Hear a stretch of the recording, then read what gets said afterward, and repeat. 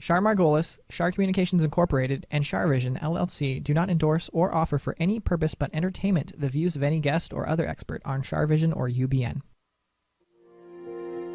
I knew things before they happened from the time I was a child. At the age of 8, I saw a spirit at the foot of my bed and didn't know what it was. And in my 20s, I finally realized I had a special ability that could help others. I have learned that love never dies. There is a spirit world that can communicate with us, and we all have the gift of intuition. Join me, and together we will explore the possibilities of the unknown from beyond and more. This is CharVision. Who listening here really takes time out when you pray to be thankful, to have gratitude for everything that you have, to look at your cup half full, not half empty? Well, I try to make a practice of that. In fact, I try to just light gratitude candles. And whenever I've traveled around the world, I've always learned to say thank you. Gracias, gracias, merci beaucoup. Dank u wel, that's Dutch. And Dankeschön. And I mean, there's, how many, wherever you go, you want to be thankful. And you want to show appreciation. So this show I'm dedicating to change your attitude to gratitude. And we have an expert in gratitude today with us. Her name is Elizabeth Baker. And she's an award-winning writer and filmmaker. And she wrote this beautiful book called Gifts of Gratitude. And she is right here with us. She's calling on Skype. Elizabeth, are you there? I am. Can you see me? Thank you so much for being here. I am thrilled to be here. I'm such a fan of yours, and I love Thanksgiving, and I'm so honored to be part of your Thanksgiving show. Yeah, well, I'm honored that you're here with us too. Tell us a little bit about yourself. I was born in Texas. And I had a very tough time there because of racism. And I left there relatively early and went to New York and got wonderfully lucky. I didn't understand what happens when you sit and daydream or visualize. And so I visualized myself on the Broadway stage, and I had a whole 3 years there of a wonderful career. And then I realized that even if I became a big star, that it wasn't going to fill the place inside of me that I really was longing to know myself, really. And so I left New York, went to Germany, got married to a wonderful American man there, had 2 sons, stayed home, raised them. And all of a sudden, I was by that time divorced and alone, and thought, what do I want to do now that the boys have gone to college? Right. And I decided that I wanted to make movies. So it took me 3 years to get hired on a little film. I learned how to make films by making films.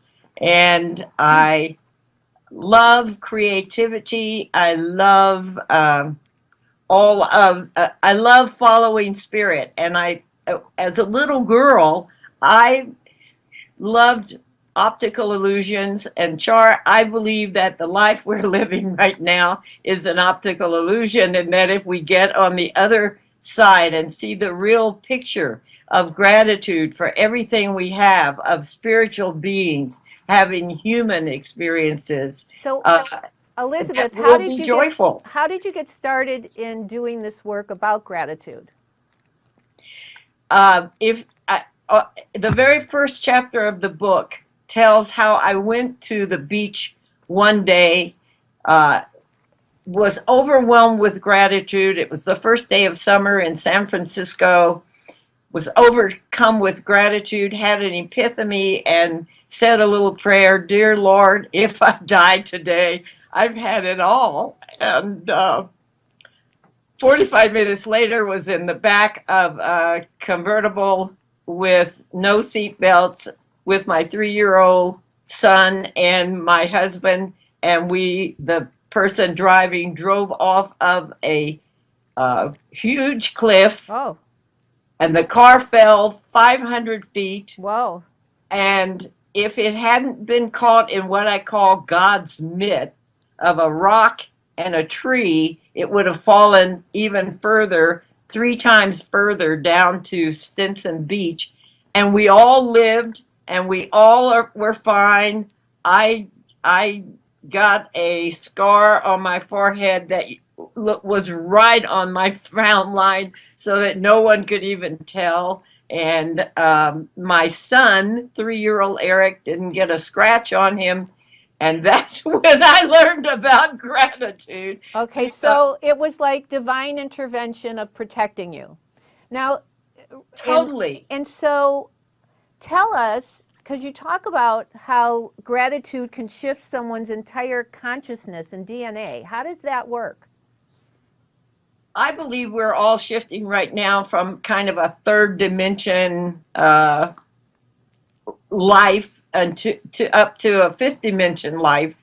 And gratitude is something that can help you so much, because if you begin to realize, I think the first step to changing your entire life is realizing that everything that happens is something to be grateful for. People tend to be grateful when they have something good happen to them, but it's when something bad or good, it's just an attitude that says, thank you for this lesson today. Right. Thank you for helping me. Thank you for showing me what you've shown me today with this that is bad, like going off a cliff, or this that is good. And realizing, the moment you realize that everything is tailor-made for you, Right, and but will help you in the long run. You know, I always say life is our school and we're here to learn lessons, and we have free will and we have choice. So it's tailor-made, but also we create a lot of it. I think we create all of it, frankly.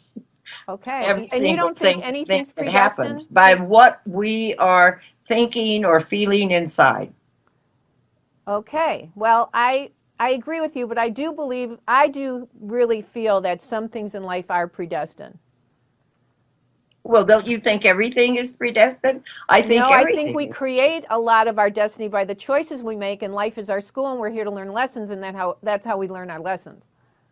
But the overall picture, the big picture, is that all of that is predestined. And that is what free choice is. What we decide we're going to concentrate on is what we magnetically draw to us. Well, yes, but one thought in one decision can change the path of that.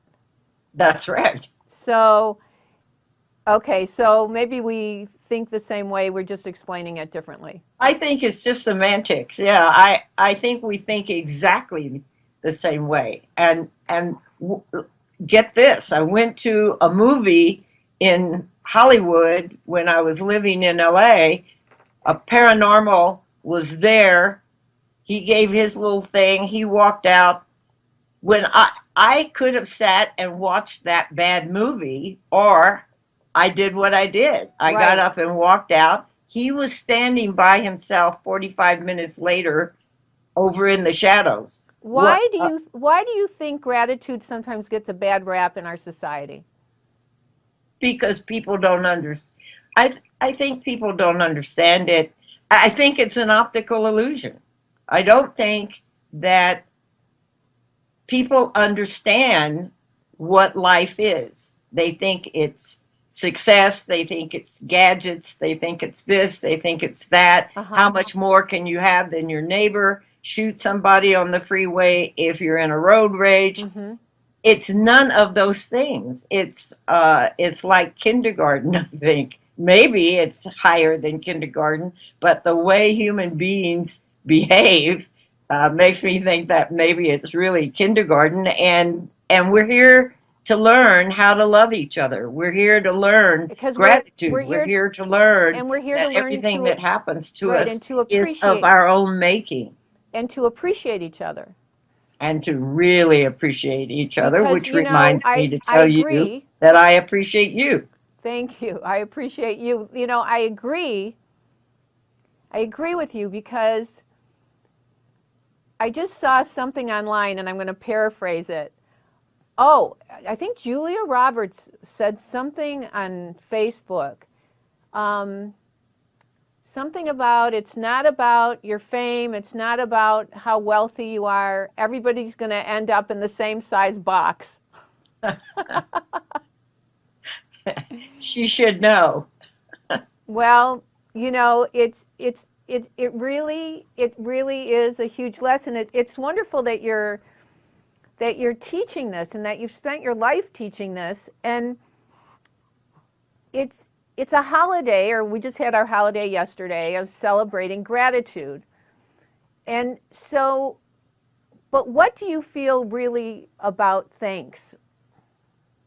About thanks? Yeah, about what do you really feel is if you could say in one line what we should be thankful for, what would that be? Well, a line came out yesterday because I had an extraordinary experience yesterday, and the first thing I thought of was God bless God. God bless God. You Yeah, know, because I am so grateful to be here. I am so grateful for what I've learned in my life. I mean, I get very emotional about it because and that's what the book is really about. What it's really about is showing a lot of different examples of what can happen when you are living and getting stronger. I certainly, I didn't start out knowing what I know now. well, did you take, wait, Stronger. okay, so did you take things for granted at one time? I don't think I ever took things for granted. Or Joe, feel because entitled? I lost my dad when I was only 5 years old. Oh. I got kicked in the head by a horse Oh. and had a real experience, a near-death experience when I was only 3 years Oh, old. okay, I don't wait, think back I've up. ever. What do you remember what you saw when you were pronounced dead? No, I don't remember. What I remember is the sirens. I remember the horse rubbing me off on a tree, and and I was tied onto the horse so I couldn't fall off. So I fell over its its rump, and spooked it, and it started running away. And I remember the sirens, the sound of sirens. Whoa. That's all I remember. But I was never the same. I couldn't talk for a year. I had a head injury. Wow, no wonder you're thankful. Yeah, it took me it took me years and years and years. My poor mom wouldn't admit what happened. I was in my 30s before I remembered it. I've had my share of fun, and I know I can. If you were going to create a writer and a storyteller and someone to make films, what would you do? Take away her ability to talk when she's very young, have her not be able to pronounce words correctly so that people laughed at everything she said. I could have gone under and become a victim. Right. I decided to go over and really get communication down. You know, Elizabeth, you just said something very profound. And it's so true. Some people take lemons and make lemonade. That's what you do. Some people take lemons and become sour. And for you to make that statement that you could have been a victim, but you decided not to, I respect you for that. Because, it's like there's always a flip side. There's always a positive way to go. And you found it. That's what the whole secret of gratitude is. You asked me to put it in one sentence. I think you just did a good job of that. Oh, that's good. what gratitude is. When you have gratitude, you don't make lemons into bitterness. You don't, you don't grieve forever. You absolutely realize that everything that happens is for a reason, and you have free will and free choice in how you respond to it. Right. So we just had our Thanksgiving as we were talking about, and what do you think this holiday really should be about? Like, how do you, like, we have a whole year till the next Thanksgiving. What is it that we can be doing on our Thanksgiving to really show thanks, to really be aware of what it's about? Well, I was thrilled to see many American stores closing this Thanksgiving, which means that Right. all of the workers in them are home with their families. I think that one of the horrific things that have been decaying away the American life is that families almost don't exist anymore. They don't sit down at tables together, they don't pass the peas. We do that at Thanksgiving, and it's so important that we stop. You know, we're rushing around trying to make more money, trying to do more things. Right. It's so important that we stop and that we are really grateful. We can't really prove what it is that has created all of this. We don't really know. People call it different names. People kill each other because they can't convince the other party of what name to call it. It doesn't matter.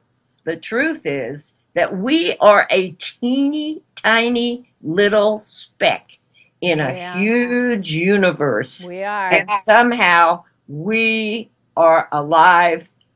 As small as we are alive. We get to interact. We get to love. That's what Thanksgiving is about for me. So it's not about overeating, which I did last night, which I'm not such a teeny tiny speck. I'm a little bit bigger than that right now. That's a wonderful statement. No, it's not about overeating. It's not about having too much food. Does your neighbor have enough food? How can we help each other? You've heard that wonderful. I think this is heaven, Char. I think this is heaven, and that we can make it hell if we want to. Does your Right. neighbor have enough food? Do the children need a ride to school the next day? What's going on that you can help with, that you can give to others? When you give to others, you have a feeling of plentiful that nothing else gives you that feeling. You know, Right. share, have 5 cents, share two of them with some kid that needs penny candy, if there's such a thing exists anymore. But when we give to others, we begin to realize how precious our own lives are. I travel a lot, and I'm in Los Angeles a lot, and the one thing that I do notice so much are the homeless people. Oh my. And there was a wonderful statement on Facebook a couple of days ago that said homelessness is not the problem, it's the symptom of the problem. You know, we have enough in this country. We have plenty. We have so much more. You travel. Yep. You know that we have, no matter how poor you are in America, we have so much more than people all around the And world. there's some crazy percentage of how much food Americans throw out every year. Where there's all these other people who are starving. I mean, kids go to bed hungry. Something's off balance. It's not right. It's not right. How do we fix that? Well, I think we fix it by going from the third dimension of consciousness to the fifth dimension and putting war behind us. If we put war behind us and didn't spend all of the money on weapons Right. and war, we Right. would have so much money. Everybody in the world would have enough. Well, it's interesting you say that, because last week I was running into Bed Bath & Beyond. I had to get something and I had to get home. And there was a war veteran. And he was saying, do you have $2? I want to get a bucket of chicken. And so I had 50 cents in my hand and I gave it to him. And I didn't have any other change on me. And I went into Bed Bath & Beyond and I got all my stuff and I was in this hurry and I went, God, the guy just wants a bucket of chicken. I gave him $1.50, but they say, well, don't give homeless people money because they're going to buy drugs with it. But I honestly could see this man was hungry. Well, It's the other part is, what difference does it make? Give it to them anyway. Your right, job is to give it. Your job is, then they have free will. right, Do they right. want to I go think and that's a really buy a good, bucket of chicken, or do they want to die of a drug overdose? right. That's their choice, but your job is to give them the money. And I know a lot of our CharVision people, all my friends do that. That they're so giving and so caring, and it's just so heartbreaking because I believe that when we die or when we cross over to the other side, that we judge ourselves in God's eyes. So that homeless person maybe is being put in our path for a reason, to test us. Maybe that's Jesus Christ reincarnate. Maybe that's Gandhi reincarnate. I mean, we don't really know, but it's the gesture of giving and giving to others. And the one thing that I find, Elizabeth, is that the most important way to give is to do it unconditionally. Exactly. Not because you're expecting anything back. And I've got some friends who well, if you're not doing this and I'm not giving you this, and I'm going, well, you know what? I don't want to be your friend anymore. Or I don't want you to give me anything. Yeah, I don't exactly. But when we give because we want to give, and I think that's a real big lesson for everybody to practice, because he who expects nothing shall not be disappointed. You give because you want to share, and you want to rejoice in what you have. And the gift you get from that is that all of a sudden, if you have enough to give away $1.50 or $150, you are not poor anymore in your own eyes. So the Right. real gift comes to you. But also, maybe giving is somebody who needs for you to listen to them.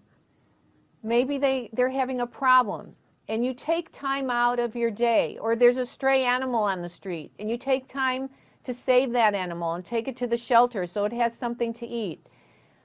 I mean, there's so many people who are just so busy. And back to the Thanksgiving table that you were talking about, I think because you were saying people need to communicate and enjoy the moment of conversations together, I think we need to take away our telephones and all our smartphones, and at least for 5 hours or 4 hours, take time to just be together.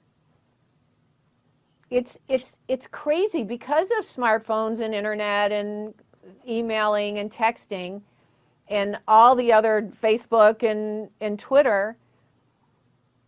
People don't stop. People don't stop working. People who had one job before now have 4 jobs because we never stop. We wake up in the middle of the night. I'm guilty of it. I'll send an email to my office.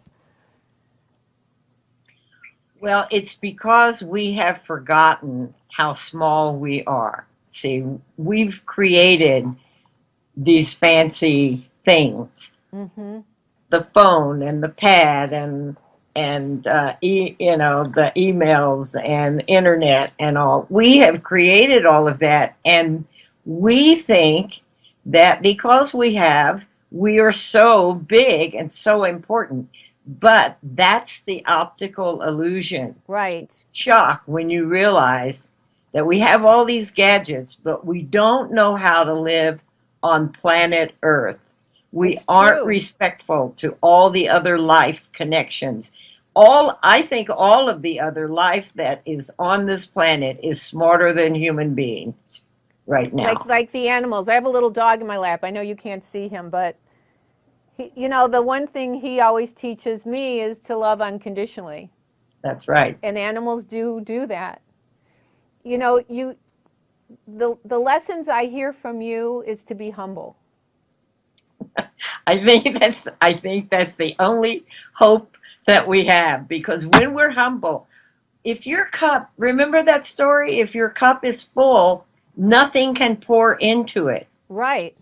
But if you have a cup that, and I think that's what humility is, not thinking that you know anything. I've begun to understand that I know nothing. All I have is that I can share what I've done. It'll either people will like it and they'll try it, or they won't, and it doesn't matter. That's all I really have to give. You know, I know that there's some people out there who think this is humble mumble. You know, they don't really understand the magnitude of the spirit and the soul and how healing this really is to practice. Well, I think that those people should go look at the redwoods. Yeah. They should go look at the redwood trees in California. Those are huge and gorgeous. They should go look at whales, Right. you know, swimming in the water. So much. They should go look. I did exercises. There's wonderful chapters of how I went down and did exercises and became sisters with the ocean, so that I didn't see it in that way that people had always taught me to see it, a big thing of water. I saw it as a sister giving me gifts, and I gave her gifts every day, and I did tensegrity in the ocean. Mm-hmm. And you begin to understand how small you are, and you begin to get unexpected supernatural type of gifts that just blow your mind with the beauty of them. Because you've taken the time to listen and to feel it and to accept it. That's where the real gifts in life are. Well, I am hoping that everyone who's out there listening to us doesn't have to get kicked in the head by a horse in order to begin to really get. I mean, read my book instead. It's easier. I want everybody to get this book. It's called Gifts of Gratitude. It's a great holiday gift. It's just a great gift any time of year. And Elizabeth, I so appreciate you being on with us. How can people reach you? They can email me at goodfilms11@gmail.com. Okay, I have two websites. One is goodfilms11@gmail.com. Do we have that at the bottom of the screen? Okay, good. Okay, what are your websites? 11@gmail.com. I have two websites. One is weknownotwhatwedo.net. One is giftsofgratitude.net. They can reach me through those websites. I'm on Facebook, Elizabeth Galen Baker. I'm pretty easy to reach, actually. Well, you really are an inspiration to all of us. I appreciate you sharing your knowledge and your wisdom, and I feel that we all have something to take home with us. That if our cup is all the way filled, you can't put any more in it. It overfloweth. That's right. Yeah. That's right. And as it begins to really overflow in your life, my advice is just keep giving that input to others. And because we're all connected, it's terribly, how you're feeling today is incredibly important to that tree, to that squirrel. I know I sound like a mad lady. I don't know if you have time for one more very quick story, but I left a suitcase on a shuttle, took the wrong suitcase, didn't know it till I got to security. Instead of getting home in an hour and a half or 2 hours, it took me 12 hours to get home, had to get my suitcase back, had to get rerouted to Arizona, and finally got on a plane and sat down next to a man who was right in the center of that Keystone rally and all of the work that was being done in Nebraska. I was making a film about climate change and determining that what really needs to change is human beings and how we live on the planet. I got invited to come there, and I made the film. You know, it takes 2 years to make a film. I made the film always believing that Obama was going to reject that pipeline, even when everybody around me laughed. And he did. And he did And yesterday. he did. Well, And my film has the story of how all of that happened because I had the courage to listen to Spirit and do what I was told. I was so happy yesterday. I was crying with joy. It's really a Thanksgiving for me. That's amazing. I so appreciate you being here today.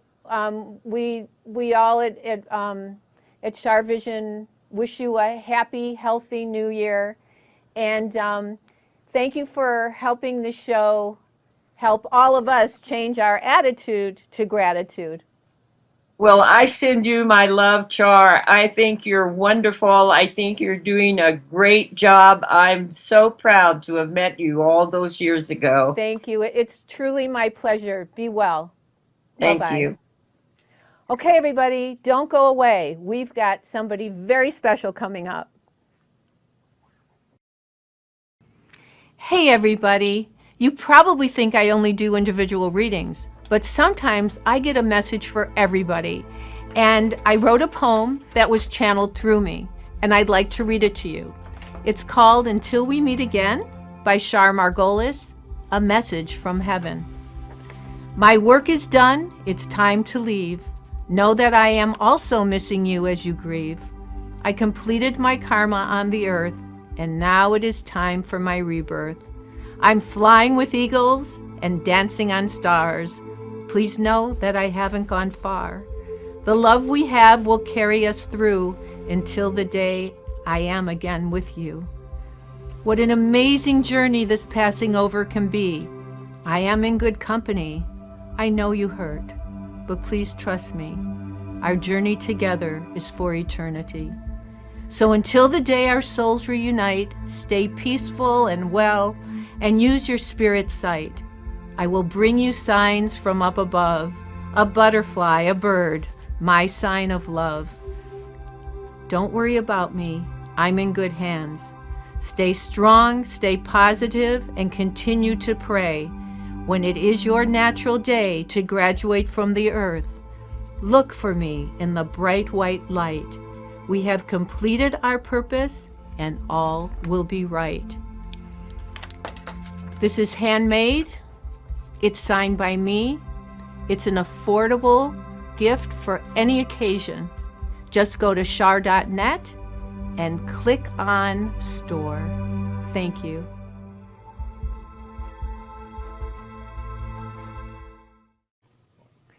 Welcome back to my Change Your Attitude to Gratitude show. I'm very, very excited because we've got a rock star in the house, and his name is Lanny Cordola. And I'm sure I looked at him and I said, you know what? You look familiar. I must have been in like some concert and screamed at you sometime in my day. So anyway, you've been on you've worked with amazing groups. Can you tell, like the Beach Boys, and tell us all the groups you've worked with, because I'm excited. Well, I've worked with people like Gene Simmons and Slash, and I was in a group called House of Lords, which was on Gene Simmons' label in the 80s. Let's see, we just did my friend Donovan's wedding with Scott Weiland and Sebastian Bach and Juliette Lewis and Gina Gershon, and yeah. That's amazing. and so you travel a lot.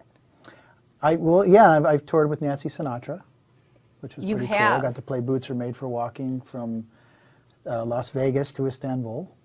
That's amazing. So that was pretty fun. That's amazing.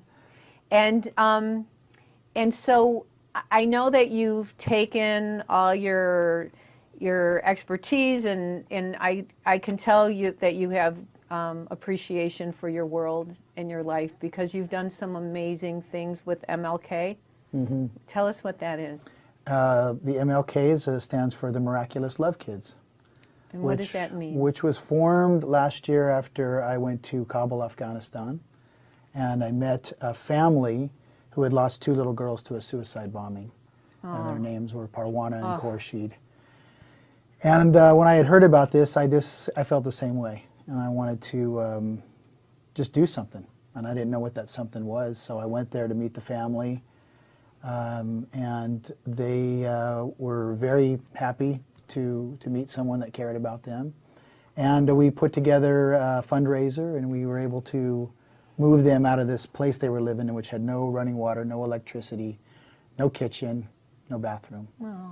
Up the top of this hill in the middle of nowhere, just surrounded by rubble and dirt, which for me kind of became this little hill of truth, to really kind of go up there and see how most humanity lives, and then to see them transform by moving from this place into a nice place, and where all their brothers and sisters are going to school, and their friends are going to school, and then the idea just came, well, let's keep expanding this. Let's turn this horrific tragedy and loss into something hopeful, and something that, you know, transcends these dark ways that some of our fellow brethren decide to go down, and hence Miraculous Love Kids. And who did you start this with? Well, I guess it was just on my own, you know. It was just, You did this all by your little self? well, I mean, the initial idea, because there's not a lot of us that are going to pop on over to Kabul, Afghanistan. So And what kind of fundraising do you do? we do live events, and we have a GoFundMe page right now. And then we're, getting our 501c3 nonprofit status together, because we could continue it like this on a grassroots level with this small group, but there's so many. I mean, a place like Kabul is so deprived. Wherever you go, there's just deprivation. It's the most landmine country in the world, so wherever you see, there's people with missing limbs. So many of them now are waking up to wanting their children to get educated. There's just not enough places for them to do that. So I just met a man at the airport as I'm getting ready to get on my airplane, and he saw me with the girls that we're working with. And he asked them, like, what are you doing with this man? And they said, well, he's helping us go to school. And he started crying. And he said, could he please help my daughter go to school?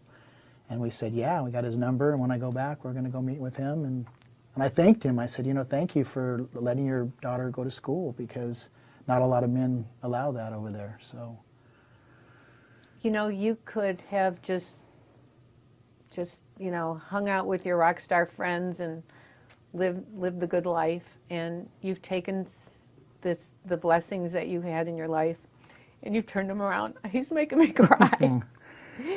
well, You're so dear. thank you. Really. I mean, not many people would do what you're doing. I think more people would if they just had the opportunity. I don't see it as that unique. And as far as my rock star friends, well, I'm roping them in. So. Are you? Yeah. That's really good. Yeah. If I can donate a reading, if I can do anything for you, Well, thank you. If you want to put on an event, whatever it is, whatever I can do to help you, I would be happy to help you. Wow. Well, that's a big blessing, and I'll be. You can knock on my door. I'll be knocking on your door. Yeah, you can get me through Gina. Yes. Thank you. Gina. Gina's amazing. Our she's my manager. I don't know how you know Gina, but. Through our mutual friend Donovan Leach. Yeah. Oh, Donovan. Donovan is another magical, mystical man. And what?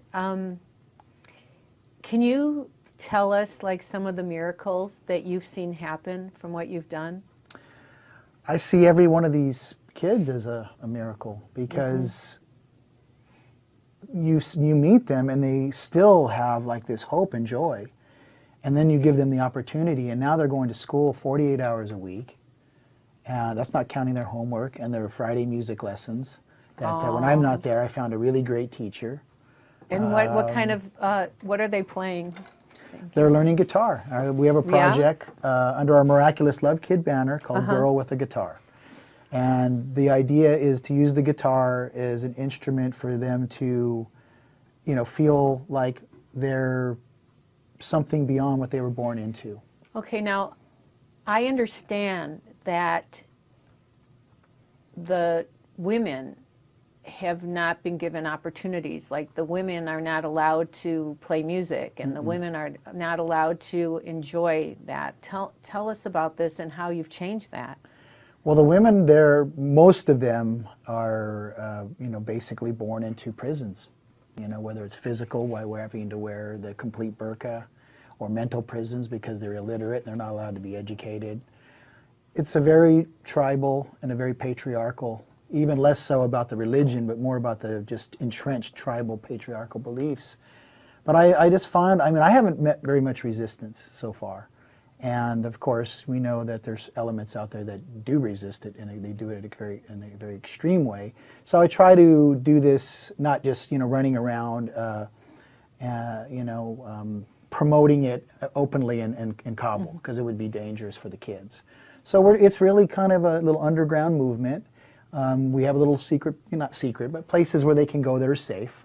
And you're sure they're safe? Well, as sure as you can be. Right. I mean, you never fully know. I just tend to think that they've got bigger things on their mind right now. Right. But, you know, right now it seems like the spirit is moving in that direction. And we never try to force it. It's always an offering. And pretty much when you ask one of these girls if they want to learn guitar before you even finish the guitar, they say yes. And, have you found any, like, proteges or? I have. Like, you have? I have. We have a young woman. Her name is Ramika Kabiri. Yes. And she's 20 years old. She goes to the university. I'm getting goosebumps. So I don't know what this means, but are you going to be doing a album with her or a record? Or? Yeah. I have goosebumps about Yes. this, and I have a feeling it's going to do really well. Well, thank you. You need to do the right marketing and promotion for it, though. Yeah. I just have, like, this feeling. This needs to go viral. This thing needs to go viral. And then you could maybe, are you going to, like, make money to help the other kids with it? Oh yeah, that's what it's all about. For me, you know, I this is a whole other topic, but I feel like I had my time and I abused it, and so I survived it by the miracle of the good graces. What, you mean, like with drugs, or what do you mean? A combination of things. Yeah, you don't want to talk about it. Well, I mean, it's just, Give us one little bad thing you did. Let's just say excess was just the beginning. Excess, okay. Yeah, but it was a combination. It was a spiritual breakdown. I had Right. lost some people close to me, and I ended up in Bulgaria, and I pushed the boundaries, and of course I love Bulgaria. It's a great place to get lost in. But when I came to, that's when I came home. I actually was going to stay there, and if I stayed there, who knows, I might not be here. But I had to come home because my mother was getting married. Oh. My mother, who was never going to get married again, All right. met this incredible guy. Oh, So my. I had to come home. Uh-huh. And I actually, this is true, the Sunday before a wedding, I went to this restaurant that I used to go and meet my grandmother, who had recently passed away. And I was sitting in my car kind of in a daze, very depressed. And I was listening to this radio station, KPFK, which I had never listened to before. And John Densmore from The Doors was talking about John Coltrane. Oh. The great jazz musician. Right. And John Coltrane was talking about the power of music to heal the planet if used with the right intention, right frequency, right concentration. And I swear, all of a sudden it was that light. And I said, that's what I got to do now. I got to use music for healing, music for peacemaking, music for spreading goodwill, for learning, for connecting, and all of that. And I didn't know how it was going to go about, but this was actually November 15th, 2006, in the 11 o'clock hour. You had an epiphany. I had an epiphany. You had an epiphany. I did. It was a very strong epiphany. It's an amazing feeling when you have an epiphany Yeah. like that. Yes. And it's wonderful that you acknowledged it and you acted on it. Oh my gosh. Well, so it wasn't until August 2010 that I actually had the opportunity to go to Pakistan, and that's when I, discovered the plight of kids. And Well, music is so healing. I mean, just the word harmony alone, energetically, yeah, is healing. yeah. So you met these kids, and that's how you did it in 2010. It was Ramadan, 2010, Pakistan, the supposed most dangerous place in the world. It is After terribly dangerous. Well, you know what? If it's the most dangerous place in the world, we're going to be okay. I had a bodyguard when I had shows in the Netherlands, and he was a sniper there. Like it's dangerous Well, from what the stories I heard. Well, there are dangerous elements, I guess, really everywhere. If we, because when I was over there, there was that church killing here in North Carolina. That's or true. whatever, and That's true. You never know. So, you never know. So tell us. So yeah, so I was just planning on going over there initially to meet these great musicians and just do this sort of music piece through music project. Right. But when I went to these flood camps, and I met these kids, and in particular, there's this little girl named Beanish, and I'll send you over this little film we put together. Aww. She, just her initial laugh, her laughter, it was like another sort of like a next layer of epiphany emerged. And then her little friends there was Beanish and Hosna and Mansoor, and they're How do from you this. even remember their names? Oh, I have to, because they're like my little chums, Do they hug and kiss you? Oh, well, that's what they were all saying, I love you, and I said, what? Like, okay, this is a love revolution. What language do they speak? Well, they speak Urdu, but they just knew how to say I love you somehow, by some magical, mystical, miraculous process. And so that's that initial spark with them, and it just stays with you, something like that. So and it was this place called Charsada, which is outside of Islamabad, in between Islamabad and Peshawar, for those who know anything about Pakistan. Quite a dangerous area, yes, but I don't know, I find that if you're really mindful, as careful as you can be, you're moving in and out, you're not trying to make a big to-do. We don't travel with weaponry, so we're trying to go really underground. We got a great group of people. You can go in and try to just do the best that you can do. A lot of times they need food, water, medicines. We bring in guitars and play for them. How do they bring in fresh water? How does it happen there? Well, after a flood, it's all bottled water at that time. Their wells were all just, wiped out. Everything was wiped out. And I remember it was a buddy of mine named Todd Shea, who's still there, an incredible guy. He's got a group called CDRS. He's been there 10 years, and he graciously invited me to come over and sort of opened his world up. So, I asked him, I go, hey, Todd, send me on a mission, I want to. So he sent me with all of these rakes and hoes and wheelbarrows, and this wasn't like fresh stuff from the hardware store. This was like third-hand hoes, rakes, and wheelbarrows. And when I get there and I started kind of handing them out, and it was like such a cool feeling because these people were just like so grateful because this was how they're going to build their life again. These are the instruments, these primitive tools, and they insisted they want to kiss your feet to thank you. And I'm like, oh, tell them no, I can't do that. No, and they're like, and I said, well, tell them that if they kiss my feet, I got to kiss their feet. And they're like, oh no, that'll really insult them. And I'm like. So anyway, that was kind of a strange experience, but that's Did they kiss your feet? They did. That's just how they wanted to thank you. But it's their custom. It's their custom. So we have to respect other people's You do, customs. Although I just felt like, I didn't want this to be like sort of white man savior syndrome. This was just human, that I was in a position to do it, and I felt grateful that they allowed me to do it. So how can we help you expand your program? All of my friends at CharVision, I'm grateful for everybody that listens, and I see everybody here as my friends and supporters and help me help others. And what can we do to help you? Well, I'm always open to great ideas. Okay. But in terms of initial assistance, we have a GoFundMe page, which you can find on the web at Lanny, and LANNY, and the MLKs. And then, come out to our live events that we will be hosting. One with you now coming up. I definitely will. I definitely would. I love how they call it GoFundMe. Is that and when someone told me about it, I completely poo-pooed it. Yeah. And if it wasn't for that GoFundMe page, that family would still be living. It's a hilarious way to say it, right? GoFundMe. Yeah, GoFundMe. And that's just right there. Fund you. Yeah. And I can't sing any more high praises of it. And I was very skeptical. Right. But I just feel like I got to do whatever it takes. So if I need to call my friend John Stamos to come out to an event, or if I got to, beg Miss Nancy Sinatra, or my friend Char will now help us. It's a massive situation. So, we've got like a little drop. It's a cool drop, but we want to keep expanding it so it becomes a creek, and then it becomes a river, and then it becomes a sea, and then it becomes an ocean, and Can you get some of the younger musicians involved with this? Absolutely. In fact, Do you have them? we do have concerts, and normally we'll open up with 2 or 3 young bands and young singers, and it's always important to include that. Do you write music? I do. I want to talk to you after this. Okay. I have an idea.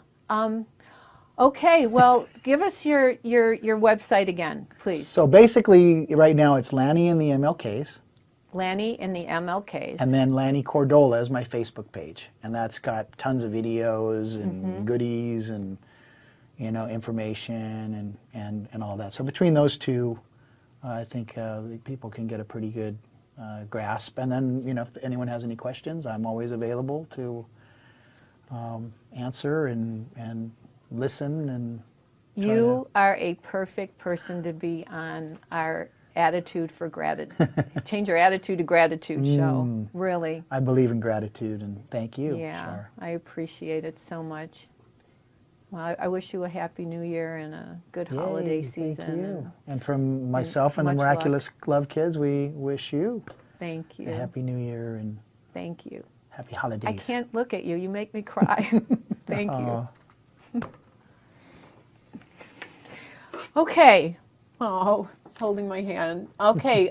Thank you so much for being here. I hope you've been as moved as I have, and I hope that you look at everything around you and that you're grateful for it. Thank you.